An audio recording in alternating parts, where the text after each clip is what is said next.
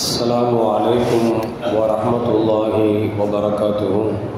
எல்லா புகழும் புகழ்ச்சியும் உருவமற்ற ஏக இறைவனாம் அல்லாஹ் ஒருவனுக்கே உரித்தாக்கி அகிலத்தின் அருள்கொடையாக வந்துதித்த நமது உயிரிலும் மேலான கண்மணி முஹம்மது ரசூலுல்லாஹி ஸல்லல்லாஹு அலைஹி வஸல்லம் அவர்கள் மீது ஸலவாத்தும் சலாமும் கூறியவனாக என் உரையை துவங்குகிறேன். எல்லாம் வல்ல அல்லாஹு ஜல்ல ஜலாலுஹு எதை சொல்லவும் கேட்கவும் வாய்ப்பளித்தானோ அதன்படி நடந்து நல்ல மூமின்களாக வாழ்ந்து இந்த உலகத்தை விட்டு பிரிகிற பொழுது லா இலாஹ இல்லல்லாஹ் முஹம்மதுர் ரசூலுல்லாஹ் என்ற கலிமாவை மொழிந்து ஜன்னத்துல் ஃபிர்தௌஸை கண்ணால் கண்டு மகிழ்ந்து சிரித்த வண்ணமாக மரணிக்கக்கூடிய நல்ல தௌஃபீக்கினை நம் அனைவர்களுக்கும் அல்லாஹ் வழங்கி அல்வானாக. மரணித்தும் மரணிக்காத இறைநேசர்களின் கூட்டத்தில் நம்மை ஆக்கி அருள்வானாக. நாளை மறுமையிலே மாநபி ஸல்லல்லாஹு அலைஹி வஸல்லம் அவர்களின் திருக்கரங்களால் ஹவுதுல் கௌசர் என்கிற தடாகத்தில் நீர் பருகி அன்னாரின் ஷஃபாஅத்தை பெற்று அன்னாரின் கரப்பிடித்து ஜன்னத்துல் ஃபிர்தௌஸ் என்ற உயர்ந்த சொர்க்கத்தில் அவர்கள் அருகாமையில் அமரக்கூடிய நல்பாக்கியம் பெற்ற மக்களில் அல்லாஹ் நம்மை ஆக்கிக் கொள்வானாக. எல்லாவற்றுக்கும் மேலாக இறை அன்பை பெற்று இறைவனை பார்த்து பரவசம் அடையக்கூடிய அவனுடைய லிகாவையும் ரிதாவையும் பெற்ற மக்களில் அல்லாஹ் நம்மை ஆக்கி அருள்வானாக. அருமையான மோமின்களை, பாபர் மசூதி இடிக்கப்பட்ட ஒரு கருப்பு நாள். அந்த நாளிலே நாம் எல்லாம் ஜும்மாவிலும் அமர்ந்திருக்கிறோம். டிசம்பர் 6. உலகத்தில் எங்கும் நடக்காத மிகப்பெரிய அநியாயமான தீர்ப்புகளை அரசாங்கத்திற்கு உடந்தையாக இருந்து நீதிமன்றங்களே நிதிகளை வாங்கி கொண்டு கொடுத்த தீர்ப்பை எல்லாம் உலகமெல்லாம் கார் உமிழ்ந்த ஒரு நாள் இந்த நாள். காரணம், இந்த பாபர் மசூதி என்கிற இந்த பள்ளிவாசலை 1528ஆம் ஆண்டு பாபரின் படைத்தளபதியாக இருந்த மீர்பாகி என்கிற அவருடைய தலைமையின் கீழ் கட்டப்பட்ட பள்ளிவாசல் தான் பாபர் மசூதி. 1528ஆம் ஆண்டு பாபருடைய தளபதியாக இருக்கக்கூடிய மீர்பாகி என்கிற அவரின் தலைமையில் கட்டப்பட்ட பள்ளிவாசல் 350 வருடங்களாக எந்த விதமான பிரச்சனையும் இல்லாமல் பள்ளிவாசலில் இறைவனை முஸ்லிம்கள் வணங்கக்கூடிய ஒரு இறையில்லமாக திகழ்ந்து கொண்டிருந்த அந்த நேரத்தில் இப்படி ஒரு பிரச்சனை வந்தது என்று பார்க்கிற பொழுது 1857ஆம் ஆண்டு சிப்பாய் கழகம் நடந்தது. அந்த சிப்பாய் கழகத்தை தாக்குப்பிடிக்க முடியாத வெள்ளையர்கள், பிரிட்டிஷ் ஏகாதிபத்தியம் யோசித்து பார்த்தார்கள். இந்தியாவில் முஸ்லிம்களும் இந்துக்களும் அண்ணன் தம்பிகளாக தொப்புள் கொடி உறவோடு வாழ்ந்து கொண்டிருக்கிறார்களே, இவர்களை பிரித்தால்தான் நம்முடைய ஆதிக்கத்தை செலுத்த முடியும் என்று சொல்லி பிரிட்டிஷ் ஏகாதிபத்தியம் 1857ஆம் ஆண்டு மக்களை பிரிப்பதற்கு பலவிதமான திட்டங்களை தீட்டினார்கள். அப்படிப்பட்ட திட்டங்களில் ஒன்று என்னவென்று சொன்னால், நாம் எல்லாம் இன்றைக்கு பார்த்து கொண்டிருக்கிறோமே ராம ஜென்ம பூமி என்கிற ஒரு கதையை.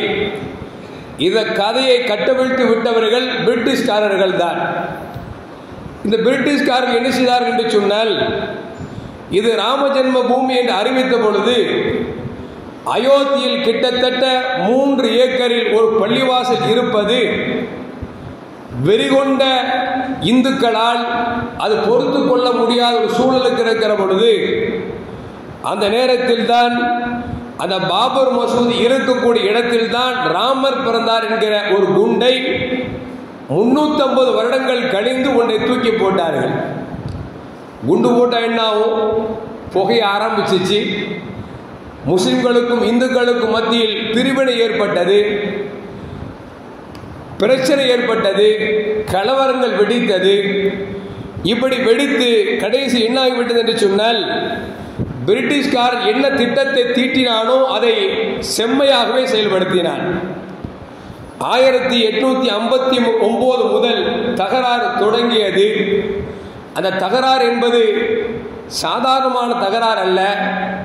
முஸ்லிம்கள் 350 வருடங்கள் வணங்கிக் கொண்டிருந்த, அல்லாவை வணங்கக்கூடிய இல்லமாக உயிருக்கு உயிராக நேசித்துக் கொண்டிருந்த அந்த பள்ளிவாசல் தான் ராமர் பிறந்தார் என்கிற குண்டை போட்ட பொழுது ஈமான் கொண்ட ஒவ்வொருவரும் அதை பாதுகாக்க வேண்டும் என்கிற வேட்கையும் ஆசையும் துணிவும் அவர்களுக்கு இருந்தது. காரணம், அவர்கள் கொண்டிருக்கிற ஈமான் இறைவனை வணங்கக்கூடிய இல்லத்தை எப்படி காப்பாற்ற வேண்டும் என்று சொல்லிக் கொடுத்திருக்கிறது.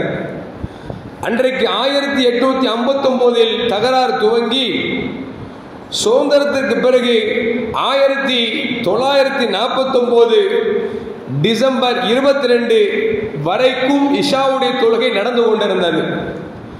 1949 டிசம்பர் 22 அன்றை இரவு வரைக்கும், இஷா தொழுகை வரைக்கும் தொழுகை நடந்து கொண்டிருந்த அந்த பள்ளிவாசலில் அன்று இரவே இரவோடு இரவாக திருட்டுத்தனமாக ஒரு சிலையை கொண்டு வந்து அங்கு பதித்து விட்டார்கள்.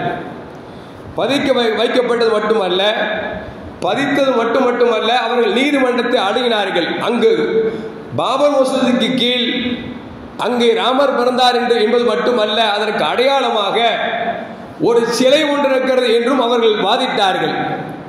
அரசாங்கம் சொல்வார்களவா, கவர்மெண்ட் கவரை நீட்டினால் கவரில் அமௌண்ட்டை கொடுத்தா கவர்மெண்ட், நிதியை நீட்டினா நீதி கிடைக்குங்கிற அளவுக்கு இன்றைக்கு கேவலமான ஒரு சூழலுக்கு தள்ளப்பட்டிருக்கிறது.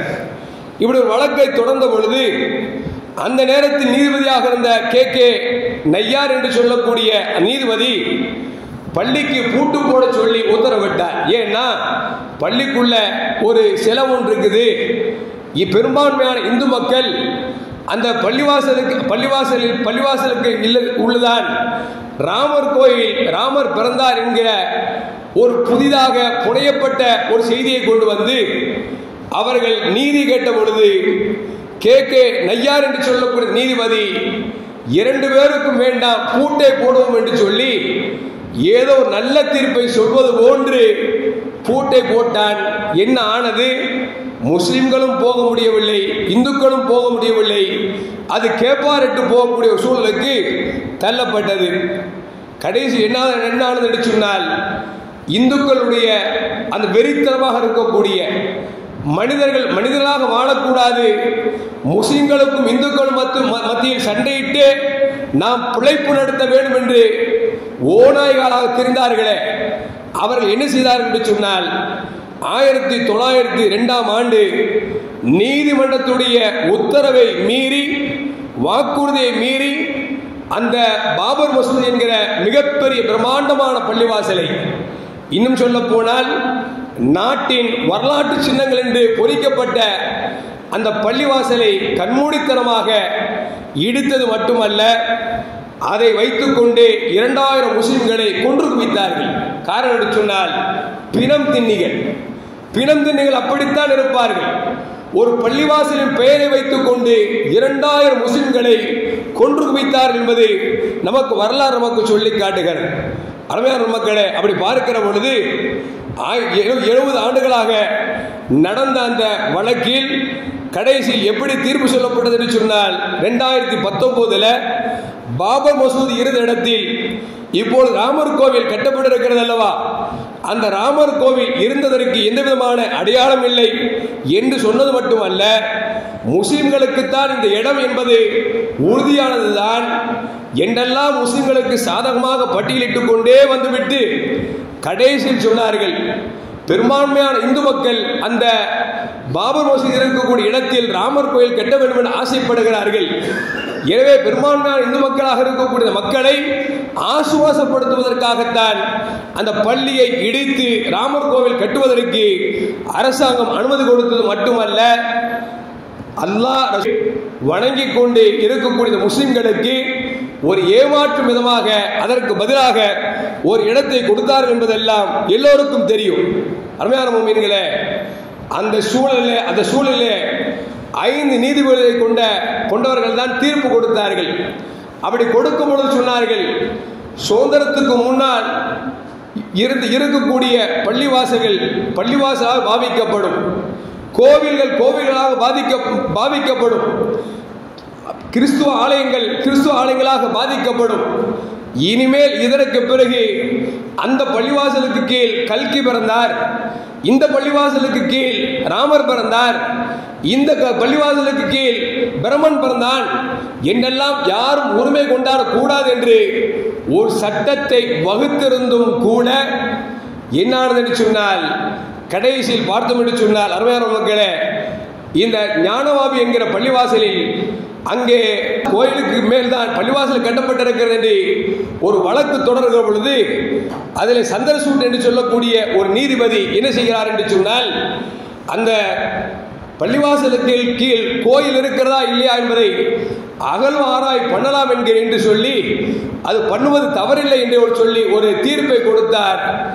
விடை என்ன ஆகிவிட்டது என்று சொன்னால், எவன் வேண்டுமானாலும் எந்த பள்ளிவாசல் மீதும் அதற்கு கீழ் எங்க அப்பன் பிறந்தா, என் ஆத்தா பிறந்தா, என் ஆத்தா மாரியாத்தா வந்தா அப்படின்னு சொன்னா அது கோர்ட்டில் ஜீரணிக்கக்கூடிய அளவிற்கு இன்றைக்கு தள்ளப்பட்டிருக்கிறது. நீங்கள் ஏற்கனவே 5 நீதிபதிகள் கொண்ட அந்த நீதிபதிகள் என்ன சொன்னார்கள், இந்தியா சுதந்திரத்துக்கு முன்னால் இருந்த பள்ளிவாசல் என்று சொன்னால் அது பள்ளிவாசலாகத்தான் பாவிக்கப்படும். ஒருவேளை கோவிலுக்கு மேல் பள்ளி கட்டியிருந்தாலும் கூட உண்மையில் எந்த பள்ளிவாசலும் அப்படி கட்டப்படவில்லை. சட்டம் சொல்லுகிறது, இனிமேல் சுதந்திரத்துக்கு முன்னால் இருக்கக்கூடிய எந்த கட்டடமாக இருந்தாலும் அது கிறிஸ்துவ ஆலயமாக இருந்தால் கடைசி வரைக்கும் கிறிஸ்துவ ஆலயமாகத்தான் பாவிக்கப்படும். அது முஸ்லிம்கள் வணங்கக்கூடிய, அல்லாஹ்வை வணங்கக்கூடிய பள்ளிவாசலாக இருந்தால் பள்ளிவாசலாகத்தான் பார்க்கப்படும். இந்துக்கள் அவருடைய கோவில்கள் இருந்தது சொன்னால் கோவிலாக தான் பார்க்கப்படுமே தவிர அதற்கு கீழ் இது இருந்தது, அதற்கு மேல் அது இருந்தது சொல்லி பிரச்சனை கொண்டு வரக்கூடாது என்று சொல்லி இருந்தும் கூட சந்திரசூட் என்று சொல்லக்கூடிய போல வாழ்க்கையில பொய் சொல்லியே வாழ்ந்தார் போல தெரியுது.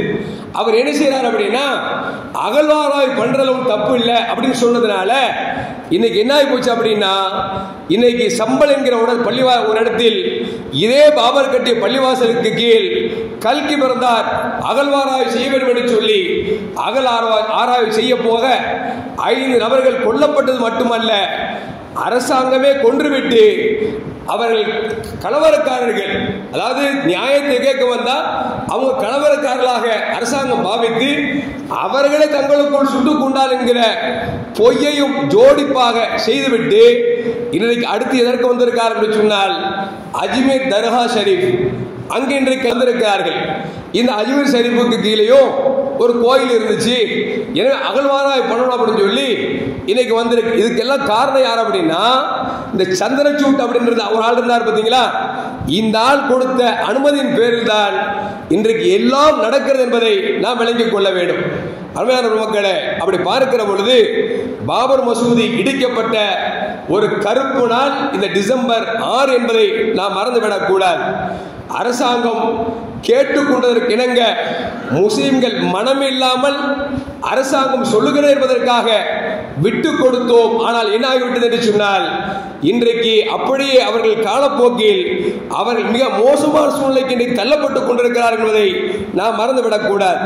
அருமையான முஃமின்களே, அப்படி 1992 பாபர் மசூதி இடிக்கப்பட்டது மட்டுமல்ல, எந்த அளவுக்கு என்று சொன்னால், இந்த பள்ளிவாசலை யார் இடித்தார்களோ அவர்களில் பல பேர் ஊனமாக இருக்கிறார்கள் என்பது வரலாற்று செய்திகள்.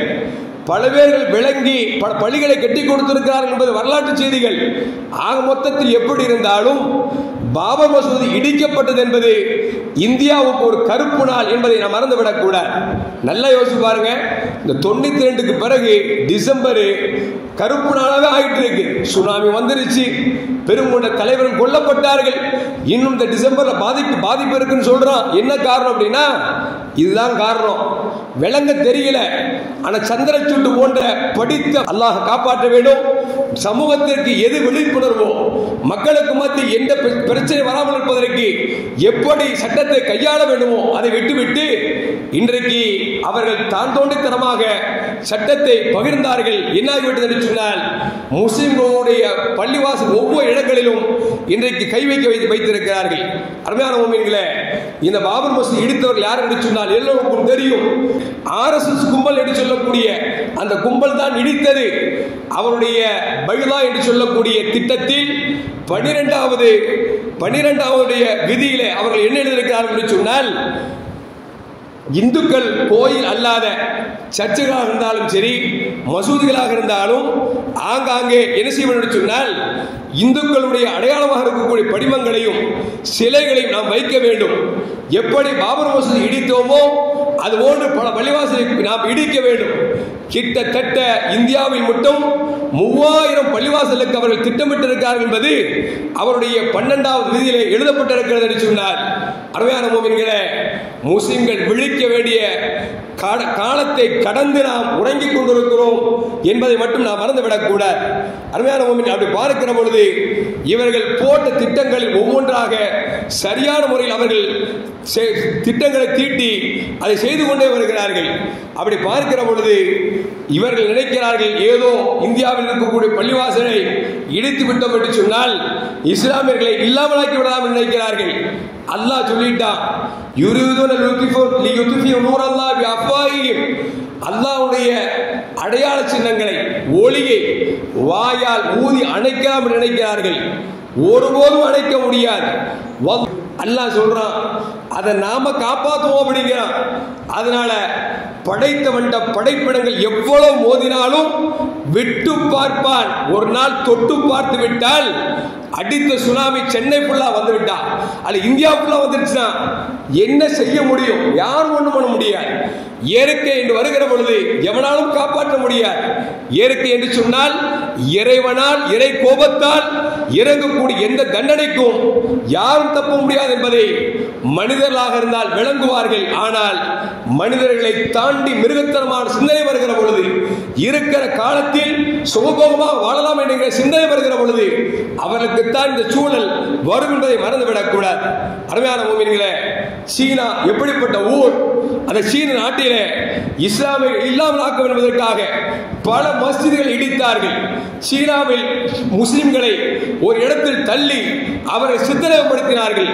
அதே போன்று செய்ய வருவதற்காகத்தான் சீனா அதிபரை கொண்டு வந்து இங்கு ஒரு வட்டமிட்டார்கள். கடைசி சீனா என்ன ஆனது என்று சொன்னால், இன்றைக்கு சீனாவில் கிட்டத்தட்ட 24,000 பள்ளிவாசல் உருவாயிருக்கிறது என்பதை அங்குள்ள செய்தியாளர் நமக்கு சொல்லி காட்டுகிறார்கள். பிரான்ஸ் எடுத்துக்கொண்டோம் என்று சொன்னார், 2014 ஆண்டுகளுக்கும் 14க்கு முன்னால் 20 பெரும் பள்ளிவாசலை இடித்து தள்ளினார்கள். ஆனால் இன்றைக்கு அந்த பிரான்சில் பல்லாயிரக்கணக்கான பள்ளிவாசல் உருவாயிருக்கிறது. ஜெர்மனி எடுத்துக்கொண்டோம் என்று சொன்னால் 1999க்கு முன்னால் 40 பள்ளிவாசல் மட்டுமே இருந்தது. ஆனால் இன்றைக்கு 4000 பள்ளிவாசல் உருவாயிருக்கிறது. இங்கிலாந்து எடுத்துக்கொண்டோம் என்று சொன்னால் உலகளாவிய இடங்களில் எல்லா இடங்களிலும் இஸ்லாத் மீது பொறாமை கொண்டதன் காரணமாக அழிக்க திட்டமிடுகிறார்கள். ஆனால் அழிக்க எவனெல்லாம் திட்டமிட்டு காலெடுத்து வைத்தானோ அவனெல்லாம் இஸ்லாத்திற்குள் வந்து கொண்டிருக்கிறான்.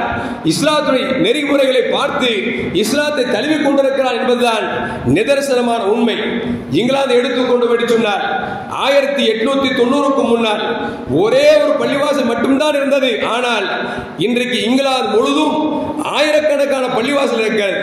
இப்படி பெல்ஜியத்தை எடுத்துக்கொண்டாலும் சரி, இத்தாலியை எடுத்துக்கொண்டாலும் சரி, ரஷ்யாவை எடுத்துக்கொண்டாலும் சரி, எந்த நாட்டை எடுத்துக்கொண்டாலும் சரி, இஸ்லாத்தை அழிக்க வேண்டும் என்று எங்கெல்லாம் கங்கணம் கட்டினார்களோ அங்கெல்லாம் இன்றைக்கு இஸ்லாம் வேகமாக பரவி கொண்டிருக்கிறது என்பதை மறந்துவிடக் கூடாது. அருமையான முஃமின்களே, நேபாளத்தில் மட்டும் கடந்த 15 ஆண்டுகளில் பல லட்சம் மக்கள் இஸ்லாத்தை ஏற்றிருக்கிறார் என்பது நமக்கு வரலாறு நமக்கு சொல்லி காட்டுகிறது. இன்றைக்கு அமெரிக்காவில் வாரத்துக்கு 2 பள்ளிகள் திறக்கப்படுகிறது.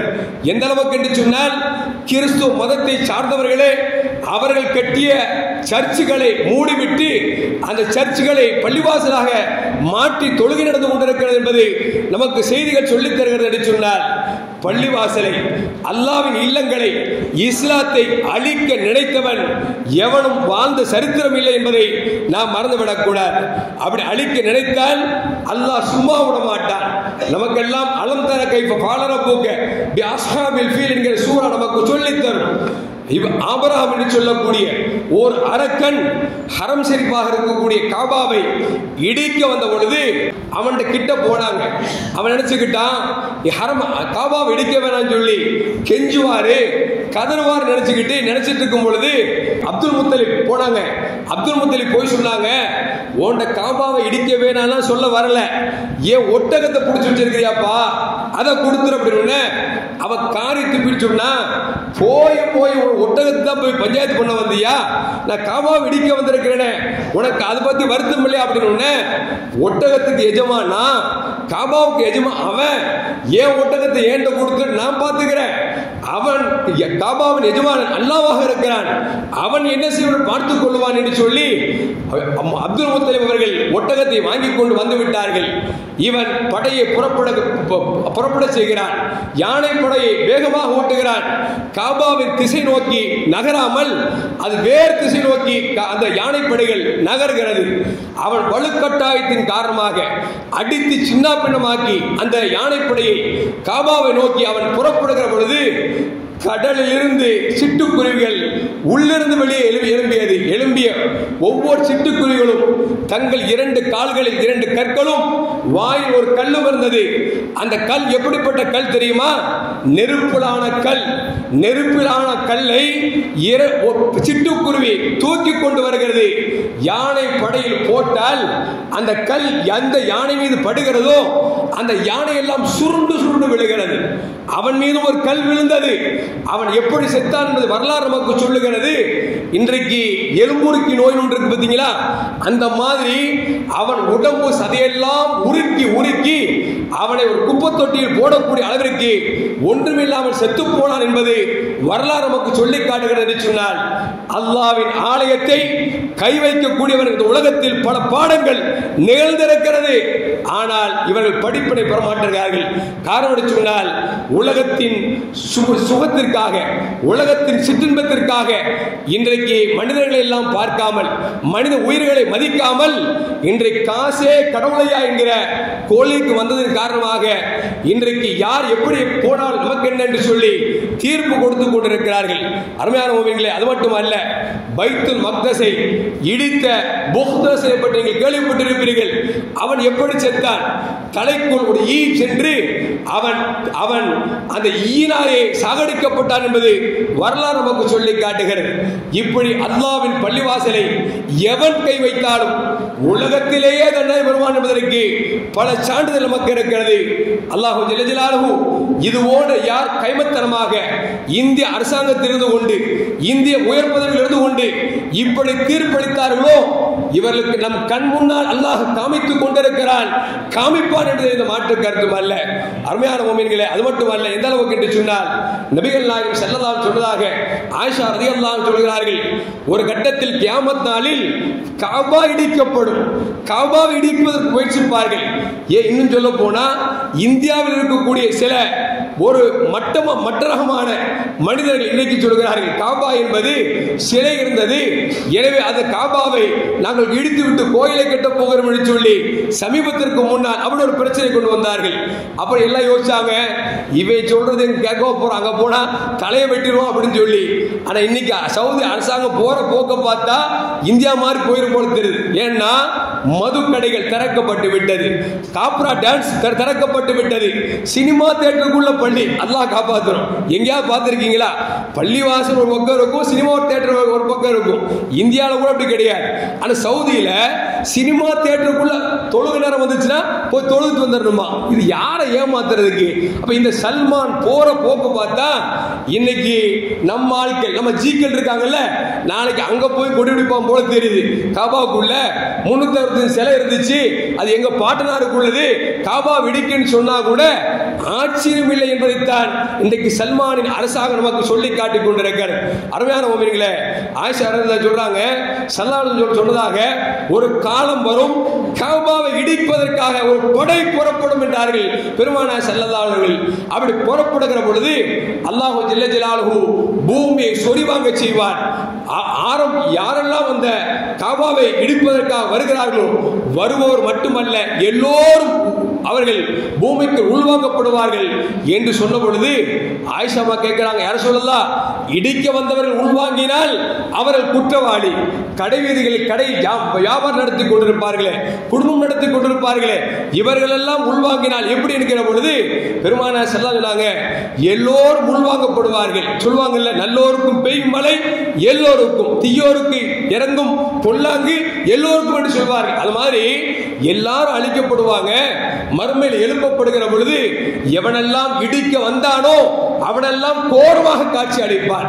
யாரெல்லாம் வியாபாரம் செய்து கொண்டு தான் உண்டு தன் வீடு உண்டு இருந்தார்களோ அவர்களெல்லாம் நல்லவர்களாக எழுப்பப்படுவார்கள் என்று நபிகள் நாயகம் ஸல்லல்லாஹு அலைஹி வஸல்லம் சொன்னார்கள் என்று சொன்னால், அழிக்க வருகிற பொழுது அவனுக்கு மட்டும் தண்டனை அல்ல, அதோடு இருக்கக்கூடிய எல்லோருக்கும் அவர் உள்வாங்கப்படுவார்கள் என்று பெருமானார் ஸல்லல்லாஹு அலைஹி வஸல்லம் சொல்லி தந்திருக்கிறார்கள். அருமையான மக்களே, அப்படி பார்க்கிற பொழுது இஸ்லாம் உண்மையான இறைவனை வணங்குவதற்காக ஏற்படுத்தப்பட்ட கட்டப்பட்ட பள்ளிவாசலை இடிக்க நினைக்கக்கூடியவர்கள் நன்றாக விளங்கிக் கொள்ள வேண்டும். அவர்கள் ஒருபோதும் விளங்க மாட்டார்கள் என்பது மட்டுமல்ல, இறைவன் வாழவிட மாட்டான் என்பதை நாம் மறந்துவிடக் கூடாது. அது மட்டுமல்ல அருமையான முஃமின்களே, எந்த அளவுக்கு என்று சொன்னால், அல்லாஹ் மனுஷன் செய்யற தப்புக்கு அப்பப்ப புடிச்சான்னு வச்சுங்களேன், உலகத்தில் எவனுமே இருக்க முடியாது. அல்லாஹ் அதை குர்ஆன்ல சொல்றான், வலவ் யுஆஹிதுல்லாஹ் நாஸ பிமா கஸபு மா தரக அலா ஸஹரியா. மக்கள் செய்த பாவத்துக்கு அப்பப்ப அல்லாஹ் புடிச்சான்னு வச்சுங்களேன், ஒரு ஆள் கூட இருக்க மாட்டான். அல்லாஹ் என்ன செய்யறான் அப்படின்னா தாமதப்படுத்துறான். போற வரைக்கும் போடா, போற வரைக்கும் போ, எவ்வளவு மிஞ்சுவ, 15 வருஷம் ஆண்டுருவியா அல்ல 20 வருஷம் ஆண்டுருவியா, உனக்கு ஒரு முடிவு இருக்குது. அந்த முடிவில் வருகிற பொழுது என் பிடி இருக்கிறது, இன்ன பத்ஷ ரப்பிக லஷதீத், நான் புடிச்சிட்டேன் அப்படின்னா எவனாலையும் காப்பாற்ற முடியாது, எந்த படையும் காப்பாற்ற முடியாது, உன்னால தப்பிக்க முடியாது அப்படிங்கிறத ரப்புல் ஆலமீன் நமக்கு சொல்லி காட்டுகிறார். அருமையான மக்களே, அவர்கள் கட்டடங்களை தகர்த்து கொண்டிருக்கிறார்கள். முஸ்லிம்களை பார்க்கிற பொழுது வருத்தமாக இருக்கிறது. பள்ளிவாசல் கண்ணியத்தை தகர்த்து கொண்டிருக்கிறோம். அவர்கள் கட்டடத்தை தகர்க்கிறார்கள் என்று சொன்னால் அவர்களுக்கு நமக்கு என்ன வித்தியாசம் அப்படின்னா, பள்ளிவாசல் கண்ணியத்தை தகர்த்து கொண்டிருக்கிறோமே என்று பார்க்கிற பொழுது மனவேதனை நொம்பலமாக இருக்கிறது. பள்ளிவாசல் என்பது அமைதியாக இருக்கக்கூடிய இடம், பள்ளிவாசல் என்பது சர்ச்சைக்கு அப்பாற்பட்ட இடம், பள்ளிவாசல் என்பது கத்திகள் புழங்கப்படாத இடம். ஆனால் இன்றைக்கு பள்ளிவாசல்களே கத்தியை தூக்கக்கூடிய ஒரு சூழலுக்கு தள்ளப்பட்டிருக்கிறது என்று சொன்னால் அல்லாஹ் தான் காப்பாற்ற வேண்டும். அப்படி என்று சொன்னால் நாம் கண்ணியத்தை தகர்க்கிற பொழுது இன்னொரு மதத்துக்காரன் கட்டடத்தை தகர்ப்பதற்கு தயாராகத்தான் இருப்பான். பள்ளிவாசல் என்பது ஒரு காலத்தில் எப்படி இருந்தது சொன்னால், ஒரு காலத்தில் பிரச்சனை அரசாங்கத்துக்கு போகிற பொழுது, காவல்துறைக்கு போகிற பொழுது அவன் கேட்பான், ஜமாத்தில் பேசுங்களா கேட்பான். ஜமாத்தில் பேசுனா இங்க வராதீங்க சார், முதல்ல ஜமாத்தில் போய் பேசுங்க அப்படிம்பாங்க. ஜமாத்தில் பேசி முடிவெடுக்க முடிவில் எடுத்து சொன்னால்தான் காவல்துறைக்கு ஒப்படைப்பார்கள். ஆனால் என்ன ஆகிவிட்டது, இயக்கங்கள் தோன்ற வளர வளர இன்றைக்கு பள்ளிவாசல் விஷயங்கள் எல்லாம் இன்றைக்கு காவல்துறையில் ஒப்படைக்கப்பட்டிருக்கிறது என்று சொன்னால் கண்ணியம் தகர்க்கப்பட்டு விட்டது. பதவி சண்டைக்காக நான் யார் நீ யார் என்கிற அந்த பெருமையின் காரணமாக இன்றைக்கு முஸ்லிம்களுடைய பிரச்சனைகள் எல்லாம் இன்றைக்கு காவல் நிலையங்கள் இருக்கிறது என்று சொன்னால் அவன் யோசிக்க மாட்டானா, ஏன்னா தொழுகிற இடத்துல இவனே சண்டை போடுறானே, இவனை பள்ளிவாசல் இடிச்சோம்னா இவன் பாதி பேர் வர மாட்டான், அவன் பாதி பேர் வர மாட்டான், யோசிக்க மாட்டானா? கொஞ்சம் யோசிச்சு பார்க்கணும். மார்க்கம் எவ்வளவு அழகாக சொல்லி தருகிறது. நீங்கள் பள்ளிவாசலுக்கு வந்தீர்கள் என்று சொன்னார், ஒழு செய்து விட்டால் பள்ளிக்குள் வந்து நீங்கள் நெட்டி உடைக்க வேண்டாம் என்று சொல்கிறார்கள். நெட்டி உடைச்ச எங்க வரும், சட்டுன்னு சவுண்ட் வருமா சொல்றாங்க. அந்த சத்தம் கூட பள்ளிவாசல் வரக்கூடாது. ஆனால் பிரியாணிக்காகவும் லட்டுக்காகவும் சண்டை வருகிறது என்று சொன்னால் இதை விட கேவலம் என்ன இருக்கிறது? இன்னும் சொல்ல போனால் வெளியே உள்ள பிரச்சனைகள் எல்லாம் பள்ளிவாசலுக்கு கொண்டு ஆட்டப்படுகிறோம் என்று சொன்னால் இதை விட கேவலம் என்ன இருக்கிறது? அருமையான மக்களே, கண்ணியத்தை நாம் பள்ளிவாசல் கெடுக்கிற பொழுது நம் கட்டடங்களை தகர்ப்பதற்கும் ஒரு கூட்டம் வருகிறது என்று சொன்னால் அது நம்முடைய காரணம் தான் என்பதை மறந்துவிடக் கூடாது. மார்க்கம் எவ்வளவு தெளிவாக சொல்லித் தருகிறது.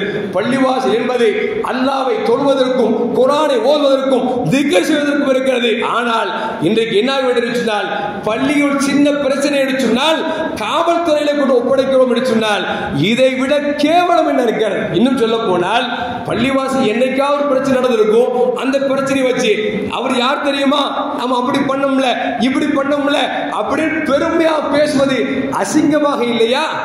ஏன் சொன்னால் பள்ளிவாசல் நடந்தது என்பது குற்றம், இறைவனுக்கு பிடிக்காத ஒரு செயல் இருக்கிற பொழுது அந்த செயலை பல வருஷத்துக்கு பின்னால் அவர் யார் தெரியுமா, இவர் யார் தெரியுமா, நான் யார் தெரியுமா என்று சொல்லி நெஞ்சறிவத்து பேசிக் கொண்டிருக்கிறோம் என்று சொன்னால் இதை விட கேவலம் என்று இருக்கிறது. கொஞ்சம் யோசித்து பார்க்க வேண்டும். அருமையான மக்களே, கடந்த காலங்கள் எப்படி போய்விட்டதோ இல்லையோ, நம்முடைய காலங்கள் வருங்காலங்கள் இருக்கிறது. மாற்றார்கள் நம்மை உற்று பார்த்துக் கொண்டிருக்கிறார்கள். நாம் எந்த அளவுக்கு தூங்குகிறோமோ அந்த அளவுக்கு நம்ம குனிய கொட்டுவதற்கு தயாராக இருக்கிறார்கள். எல்லா மக்களும் அல்ல, இந்து வெறியர் என்று சொல்லக்கூடிய அந்த சிலர்கள் செய்யக்கூடிய சில்லறைத்தனம் தான் இன்றைக்கு இந்தியா உள்ளாக பாதிக்கப்பட்டுக் கொண்டிருக்கிறது என்று சொன்னால் அவர்கள் நிமிர்வதற்கு காரணம் என்று சொன்னால் நாம் தான் காரணம் என்று விளங்கிக் கொள்ள வேண்டும். சொல்லுவாங்கல்ல, நம்ம இனம் இல்லாமல் நம்ம அழிக்க முடியாது. அதாவது மரம் பேசிச்சான், நம்மளை வெட்ட போறாங்கடா அப்படின்னு அந்த மரம் சொல்லிச்சான், நம்மளை எப்படி யாரா வெட்டுவா, நம்மால் எல்லாம் வெட்ட முடியாது அப்படின்னு. கடைசியில் பார்த்த வெட்டுவதற்கு கோடாலி கொண்டு வந்தா, கோடாலி என்பது ஒரு கம்பி தான், அது புடி இவ்வளவு பெருசா இருக்கும். அந்த புடி இல்லைன்னா அவனால ஒண்ணும் கூட முடியாது, புடுங்க முடியாது, வெட்ட முடியாது. ஆனா அந்த கோடாலி குச்சி இருக்கு, அதை வைத்துக் கொண்டுதான் ஓங்கி ஓங்கி வெட்டுவான். அப்ப நம்ம இனம் இல்லாமல் நம்ம ஒன்றும் செய்ய முடியாது. நம் இனத்தை அழிக்க வேண்டும் என்று சொன்னால் நாம் சண்டை போட்டுக் கொண்டிருந்தால், நாம் பள்ளிவாசல் கண்ணியத்தை தகர்த்தால் நிச்சயம் பள்ளிகள் இடிக்கப்படும் என்பதில் இந்த மாற்று கருத்தும் அல்ல. எனவே அருமையான மக்களே, முஸ்லிம்களாக இருக்கக்கூடிய நாம் பள்ளிவாசல் கண்ணியத்தை பேண வேண்டும். நமக்கு மத்தியில் பிரச்சனை என்று சொன்னால் சுமூகமாக பேசி முடிக்க வேண்டும் தவிர பதவிக்காக, நம்முடைய பெருமைக்காக, நான் யார் என்கிற அகந்தைக்காக பள்ளிவாசலை அசிங்கப்படுத்தினோம் என்று சொன்னால் நன்றாக யோசித்துக் கொள்ள வேண்டும், நன்றாக யோசித்துக் கொள்ள வேண்டும். பள்ளிவாசலில் பிரச்சனை செய்தவர்கள் அவர்கள் கேவலப்படுத்துவார்கள் என்பதை இறைத்தூதர் முஹம்மது ரசூலுல்லாஹி ஸல்லல்லாஹு அலைஹி நமக்கு சொல்லித் தந்திருக்கிறார்கள். எல்லாம் வல்ல அல்லாஹ் ஜல்ல ஜலாலுஹு உலகெங்கிலும் இருக்கக்கூடிய எல்லா பள்ளிவாசல் அல்லாஹ் பாதுகாத்துக் கொள்வானாக. எல்லா முஸ்லிம்கள் அவருடைய வணக்க வழிபாடு செய்யக்கூடிய நிம்மதியாக செய்வதற்கு அல்லாஹ் தௌஃபீக் செய்வானாக. நமக்கு எங்கெல்லாம் எதிரிகள் உருவாகி கொண்டிருக்கிறார்களோ அந்த எதிரிகளை அல்லாஹ் ஜல்ல ஜலாலுஹு அவர்களுக்கு ஹிதாயத்தை வழங்கி அருள்வானாக, நல்ல புரிந்துணர்வை தந்தருள்வானாக. ஹிதாயத் இல்லை என்று சொன்னால் நல்ல முடிவுகளை தந்தருள்வானாக. இந்தியாவில் இருக்கக்கூடிய மனசாட்சி உள்ள நீதிபதிகளை அல்லாஹ் உயர் நீதிமன்றத்தில் நியமிப்பானாக. யாரெல்லாம் முஸ்லிம்களுக்கு பாதகமாக தீர்ப்பளித்தார்களோ உலகத்திலே அவர்களுக்கு தண்டனையும் அல்லாஹ் வழங்கி அருள்வானாக. அஸ்ஸலாமு அலைக்கும் வரஹ்மத்துல்லாஹி வபரகாத்துஹு.